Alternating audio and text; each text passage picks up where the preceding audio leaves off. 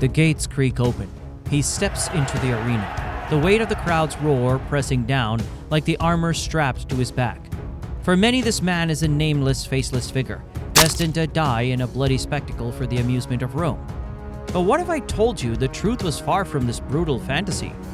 He must kill your name before he kills you. What if the life of a gladiator wasn't just one of death and glory, but of calculated survival, of skilled artistry, and even fame? Forget what you think you know. Gladiators weren't just doomed slaves marching to their deaths. They were celebrated, respected, even loved by the very empire that demanded their blood. Behind the myths of Hollywood and legend lie a far more complex and fascinating reality. Today we're pulling back the curtain on one of history's most misunderstood professions. This is Gladiator Myths versus Reality.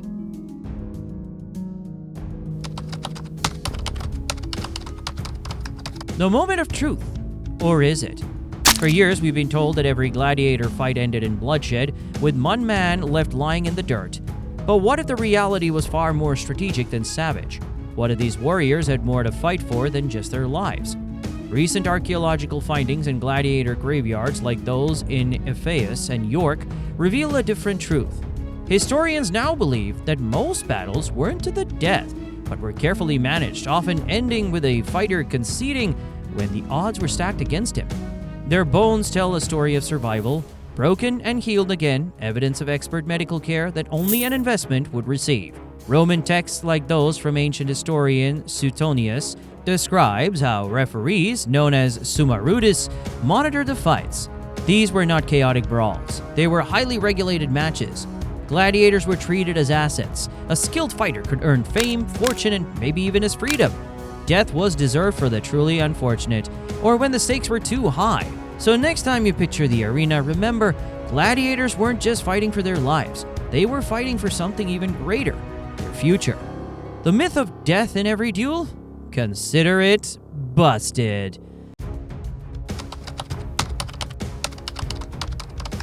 The image of a gladiator as an untrained savage brute, clashing blindly in a chaotic fight to the death, has endured for centuries. But recently, discoveries have begun to dismantle this myth. At sites like Pompeii and Carnuntum, the remains of gladiator schools, known as ludi, reveal a world far more sophisticated than we once imagined. Gladiators underwent rigorous, regimented training, documented in frescoes and inscriptions found at these sites. Weapons, armor, and even specialized training equipment like wooden posts and sandpits were unearthed, shedding light on the complex preparation that went into each fight. Gladiators were categorized into distinct roles, each with unique armor and fighting styles. From the net-wielding retiarius to the heavily armored secutor, their fights weren't just wild brawls. They were carefully choreographed performances designed to display both skill and strategy. In fact, recent research from historians, such as those published in the works of Fick Mayer and Alison Futrell, shows that gladiators were often highly trained athletes revered by Roman society. Some even lived long careers, gaining fame and fortune. Far from being mindless brutes, they were part of a sophisticated system of entertainment, trained to fight not just with brute force, but with precision and skill.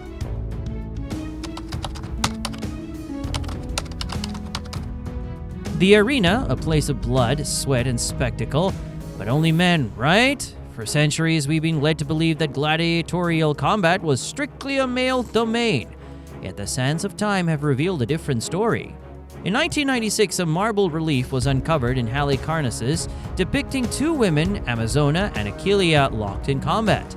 This discovery confirmed what Roman historian Dio Cassius hinted at. Female gladiators or gladiatrices did indeed exist, and they weren't just a spectacle. They were part of the elite class of performers. Imagine the courage it took for a woman to step into the arena, defying not just her opponents, but the rigid societal norms of her time. These women weren't just anomalies, they were symbols of empowerment, their presence disrupting the very foundations of gender roles in ancient Rome, showing that strength and resilience weren't limited to men alone. Though rare, female gladiators shattered expectations, both on the sands of the arena and in the pages of history. Their legacy? A reminder that even in a male-dominated world, women have always found ways to wield power, even if that power came in the form of a sword.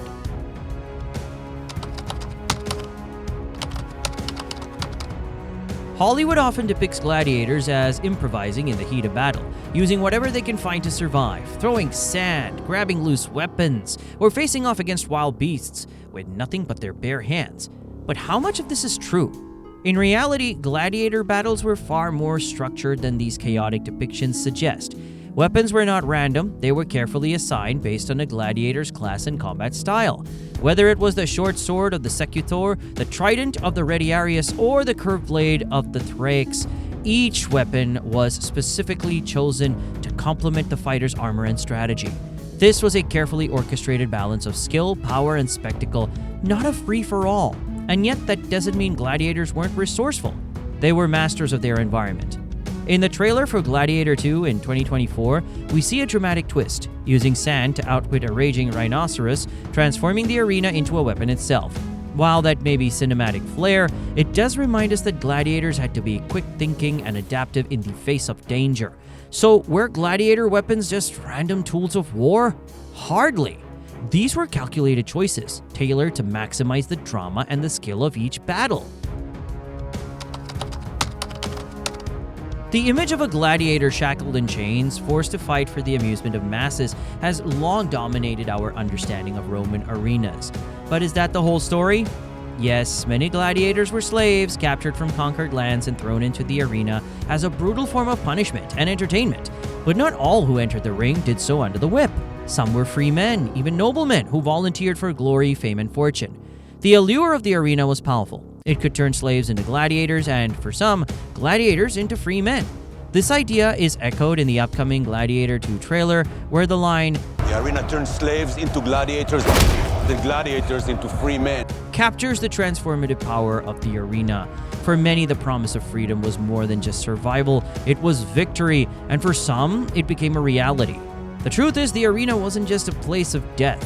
It was also a path of redemption, where those skilled enough could rise above their chains, earning not just their freedom, but a place in history.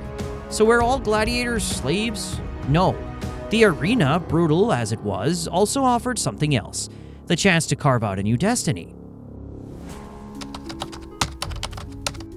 Sorry to disappoint you, ladies, but here's one more truth about the regulars of the Colosseum. Thanks to movies like Spartacus, Gladiator, and Centurion, we picture arena fighters as chiseled, half-naked athletes with perfect abs. But the reality was quite different. In truth, many gladiators didn't have the sleek, muscular physiques we've come to expect. Research by anthropologists from the Medical University of Vienna, who studied the remains of these fighters, revealed that their bodies were covered with a layer of subcutaneous fat.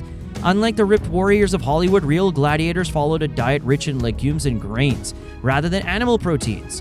Historian Pliny the Elder even noted that gladiators were nicknamed hordeari, or barley eaters, a nod to their carbohydrate-heavy diet. This diet wasn't just for show. The extra body fat helped protect them from injuries during fights, which, despite what movies portray, could be bloody and cruel. A well-fed gladiator had a better chance of avoiding damage to internal organs from sword strikes. Their robust, stocky build was a practical advantage in the arena, not a pursuit of a magazine cover physique. So the image of gladiators with perfect abs? That's just a myth. So if you enjoyed the myths versus the reality of gladiator life, don't forget to like and subscribe and hit that bell icon for more engaging content on Invictus.